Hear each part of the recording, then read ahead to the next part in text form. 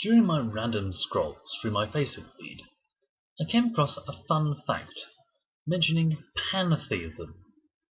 For those of you that don't know, pantheism is the belief that all natural things in the universe are God, and God is in all natural things. Pantheism accepts all faiths, but the people don't celebrate any personal deities or anthropomorphic figures. I've come across a couple of people who have a similar mindset to this, except that there's something out there not giving it a specific name, such as Jesus, the Holy Spirit, or Allah.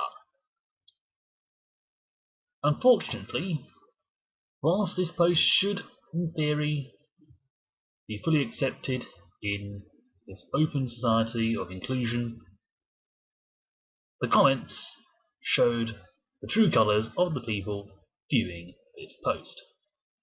Some with hilarity, some with disparagement, and one in particular was from a very Christian woman who clearly took issue with this.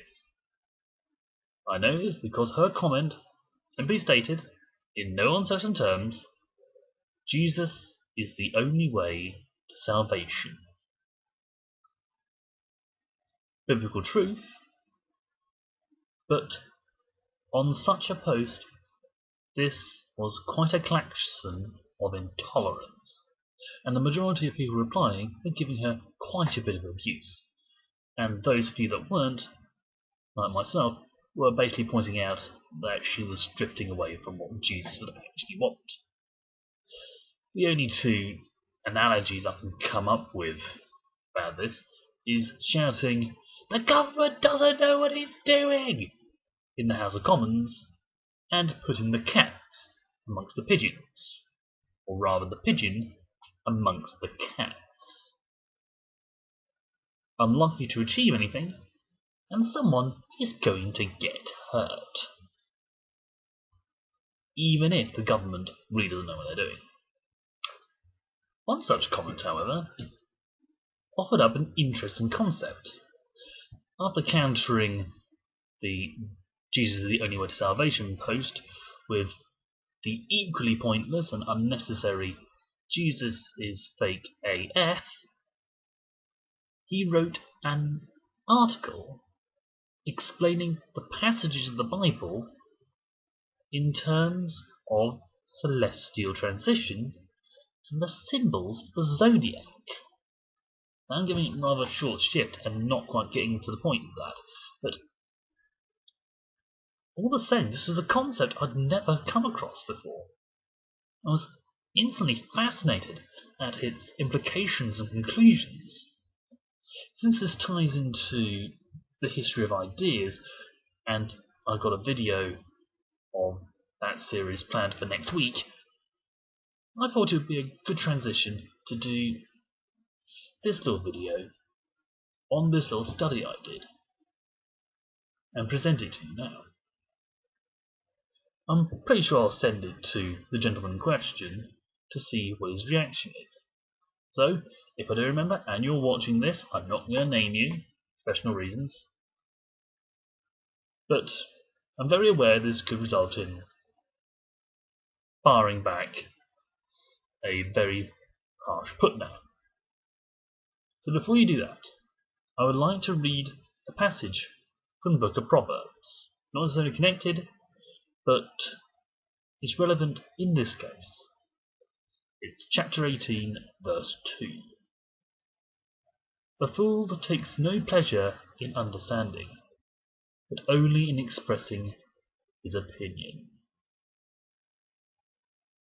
I ask that you remember that. And with that said, let us begin. First thing he mentions is a connection between the winter solstice and the crucifixion. He mentions the sun travels across the sky further south as the year wanes and reaches its lowest point in the north of the sky. This is from a very northern perspective, but we're going to run with it. But then it stops and hangs in place for 3 days at its lowest point before starting its journey north again. As ridiculous as it sounds, his words don't make it sound more plausible. This phenomenon isn't as far-fetched as the literal interpretation would seem. According to some, at the solstice, the sun remains at the same latitude and doesn't alter its arc across the sky. It seems to hang there for a good couple of days. However, the solstice is only a single day long, and it's likely the perspective of the sun being stationary is more to do with the distance from the winter-clad hemisphere. Distance can make tiny movements imperceptible, and add that to the distortion from the atmosphere, and we are very unlikely to see any difference in the movement of the sun. Therefore, it seems to be drifting along at the same latitude, no matter what. Add to this was his assertion that the sun rested in the constellation of the Crux, which is the Southern Cross. Since that's a constellation mostly visible in the Southern Hemisphere, and much of the biblical narrative takes place around the Tropic of Cancer, which is a couple of degrees further north than the given sightline for the Southern Cross in the Northern Hemisphere, it does raise the question, how does this affect the belief of the people in that region? It's unclear, to say the least. And just to give some perspective, the sun's lowest point in the sky is 25.5 degrees south. Pretty far south, yes. But the Southern Cross is at 60 degrees south. You can do the maths. But 60 degrees is not at the Tropic of Capricorn, which is where the sun reaches its lowest point in the northern sky. Now, to be fair, this is all meant to tie in and show that the birth and resurrection of Jesus is merely symbolic of the turning of the seasons, with some additional stuff thrown in to seem unique and authentic on the Christian side. Now, to be honest, this isn't too far-fetched from ancient beliefs, and many ancient religions have gods being born or reborn in midwinter, including Osiris and Horus of the Egyptians, Balber of the Norse, and Persephone of the Greeks. And the simple fact that the natural world starts waking up once more at that time of year is a very potent symbol of rebirth, and therefore can easily tie into a god rising again. Certainly quite possible that the Green Man will be stirring at that end of the year. The problem lies in the connection of all of them with his reasoning. I'm not gonna lie, there are thin links. Insisting all of it gets swept up in one big lump is similar to a conspiracy theory. There are disparate elements that make sense on their own, but when you clump them all together, it just doesn't seem right. And whilst I can see his reasoning to a degree, it doesn't really stand up on its own, so it doesn't support itself. If you don't have an argument that supports itself, then it's not likely to be anything more than a theory. Here's the thing though, theory is still a good thing to have, and that was an interesting concept. He also claims this is why Easter is actually the equinox, because the sun, in this case S-U-N, overpowers the darkness, pushes it back, and warms up the land once more. Again, not inconceivable. The problem is, though, Easter isn't at the equinox, and as far as I'm aware, it's never been at the equinox. Traditionally, Easter is held on the first Sunday after the full moon of spring, after the equinox.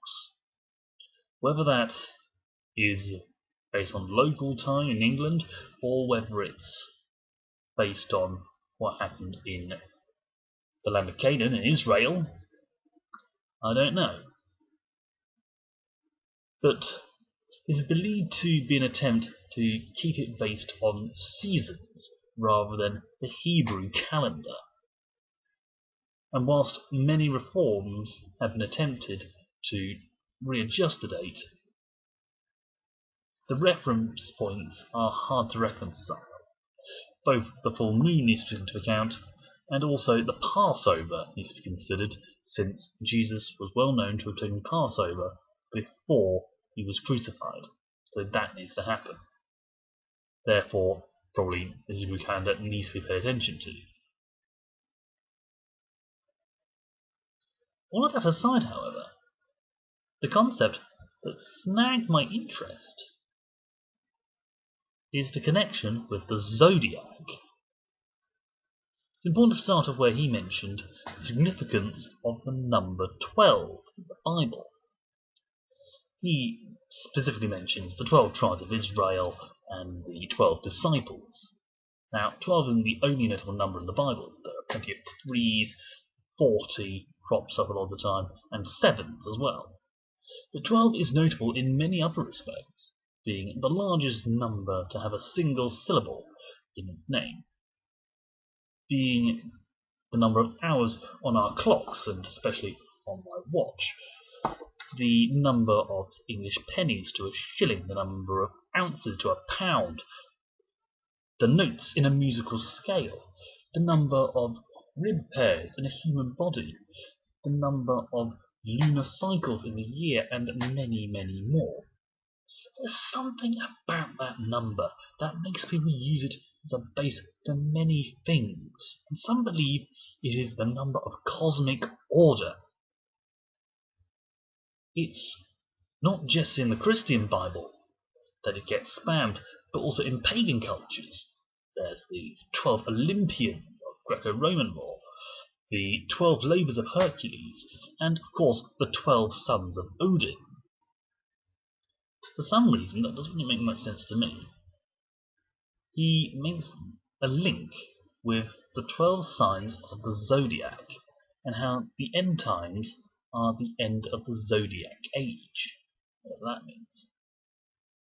He uses the connection with the carven image of the bull the Israelites made and were worshipping to connect it with the end of the age of Taurus, something that Moses wanted to push, and then the next one would be Pisces, linking it to the fish iconography associated with Jesus.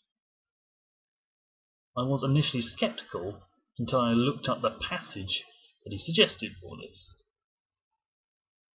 which is connected to Aquarius and is mentioned in Luke 22 verse 10.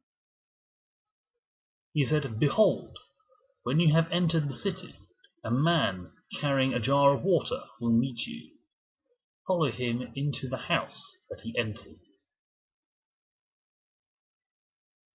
Now, I will admit, having drawn similar conclusions in a similar manner to this, I can't refute this outright.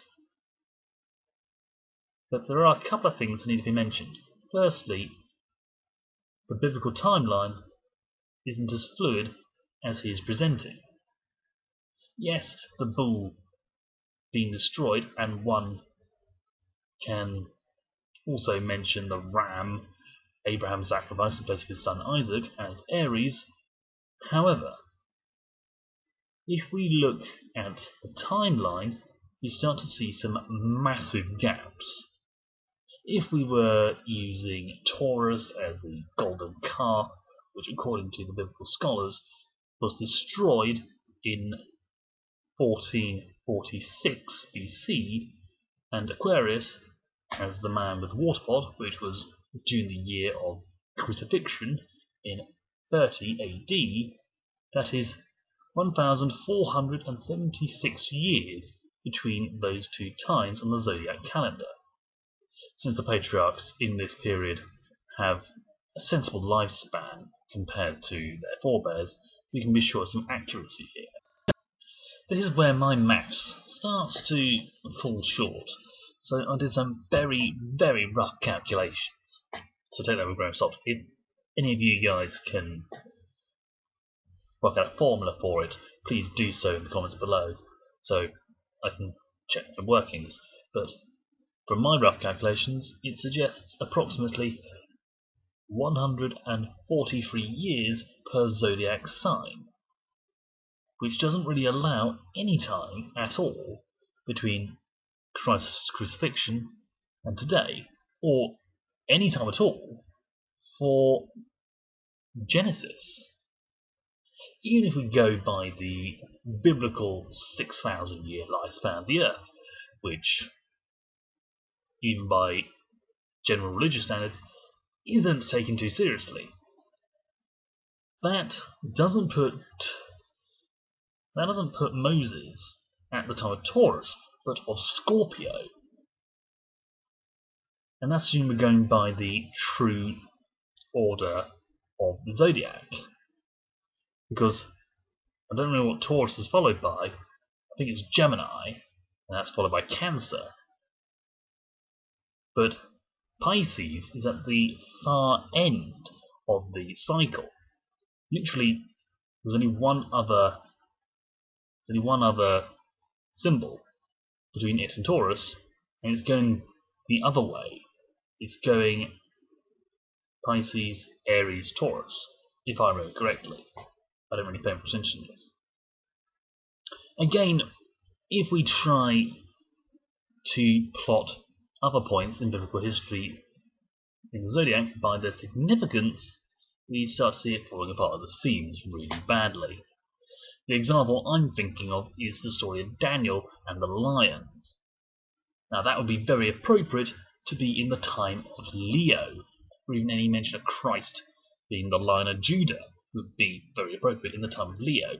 But the timeline that I was going by puts Daniel in the time of Capricorn, and I really don't know where that passage of the Lion of Judah occurs. I think it's nearer the end of I think it's nearer Revelation, and Lord only knows where that is in connection to the rest. And to make the obvious killing blow, the fish iconography comes from some of Christ's miracles. The feeding of the multitudes with limited bread and fish, and the great draught of fish that was caught in the Gospels of Luke and John. The ichthys, as it's properly called, was believed to have been used in the 1st century AD, I think it was, and some even say before the crucifixion, though this has never been confirmed. And by the re-religious, going by the true Greek, it can be acronized to mean Jesus Christ, God's Son, is Saviour. So again, another interesting link that starts to fall apart quite drastically at the seams. Definitely interesting, and I would like someone to see if they can get the formula that would make a bit more sense of what the heck's going on here. But I really don't think there's any merit to it. Interesting, but not really much to go on. His reasoning may be understandable, and I appreciate it, but just because something is applied to one thing doesn't mean it alone is going to be correct. If anything, the point of the pantheism post is to show that all can be considered part of the whole, and God can be in everything, and everything contains at least part of the truth. It's sort of the whole point of my channel, showing just how much of the truth can be in many different areas. I have never been a big follower of the zodiac in any form, though I did pay attention to the Chinese zodiac when I was younger. But I will say this, as a dedicated Christian and an experimental theologian, I can understand that much of my own view of the world is underlined by my faith. Basically, I believe in God, and that's unlikely to shift, even in my open-minded studies, and much of what I believe will colour my arguments. Unless I'm perhaps mistaken, the gentleman who posted this intriguing conjecture might very well be a strong believer in astrology and the zodiac, or at least have a deep-rooted belief in the same. Does that make him less intelligent than the rest of us? No, it doesn't. He may well have unconnected views that he somehow thinks linked together, but I'm the same. We both live our separate lives, and I naturally assume that he is a fully functional one. However, if he decides to simply ignore my responses and refuse to learn from my observations, that does make him a fool. Because, as Proverbs rightly said, if you are really interested in making your opinion heard and not learning from it, then you are most certainly a fool. If, however, he launches into insults, that just shows he doesn't have anything else to contribute, but cannot stand not winning an argument. I've faced that before. People just launching straight into insults because they know they can't get anywhere, they know their arguments aren't going to get through, so they just go insults. Especially when they're not willing to learn from what I'm countering with. I've faced enough berserkers in Lorica for one day. But for all that, I like the chance to explore different ideas and see how they line up with the Bible, if they line up at all. So I'm thankful for this person for giving me this lead. I found it fascinating and helped me a lot with future projects. If you guys are interested in a different take on the Christian viewpoint and how it applies to modern life, please consider dropping a comment or a like below. It helps the channel out a great deal and also gives me feedback on what I'm doing. Also, anything that you can suggest may go into a video in the future. I'm also going to delve into more ideas about history and what they had about certain events and the origins of festivals. I'm certainly delving into that next week, so don't forget to subscribe and click the notification bell to get up to date about those videos. So until then, thank you so much for watching, hope you enjoyed, stay safe, and God be with you, my friends.